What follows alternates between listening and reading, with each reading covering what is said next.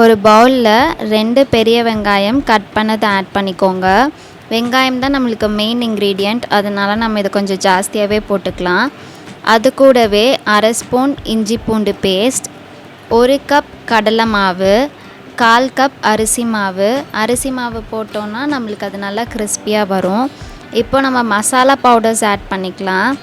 1/2 spoon மிளகாய்த்தூள், 1/4 spoon பெருங்காயத்தூள், கொஞ்சம் ஃபுட் கலர், இது ஆப்ஷனல் தான், வேணும்னா போட்டுக்கோங்க.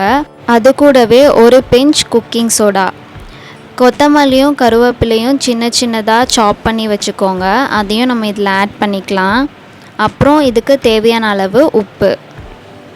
இதில் தண்ணி ஊற்றிட்டு இதை ஒரு போண்டா போடுற பதத்துக்கு மிக்ஸ் பண்ணி வச்சுக்கோங்க. இப்போ ஒரு கடாயில் தேவையான அளவு எண்ணெய் ஊற்றிக்கோங்க. எண்ணெய் சூடான பிறகு நம்ம ரெடி பண்ணி வச்ச இந்த கலவையை ஒவ்வொரு உருண்டையாக அதில் நம்ம போட்டுக்கலாம். இது 2 பக்கமும் நல்லா குக் ஆகணும். இந்த போண்டாவை ஈவினிங் டைமில் நீங்கள் டீ கூட சேர்ந்து சாப்பிடலாம், சூப்பரான காம்பினேஷனாக இருக்கும். இது ஒரு சைடு நல்லா குக் ஆகிடுச்சு. இப்போ அதை நம்ம திருப்பி போட்டுக்கலாம்.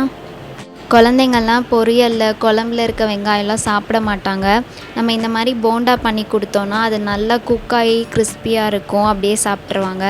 இந்த ஈஸியான ஈவினிங் ஸ்நாக்ஸை மறக்காமல் உங்கள் வீட்டில் ட்ரை பண்ணி பாருங்கள்.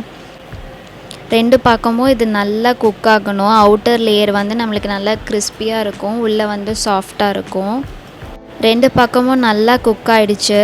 இப்போ எண்ணெயை ஃபில்டர் பண்ணிவிட்டு நம்ம வெளியே எடுத்தோன்னா நம்மளோட ஈஸியான சுவையான ஆனியன் போண்டா சர்வ் பண்ணுறதுக்கு ரெடி.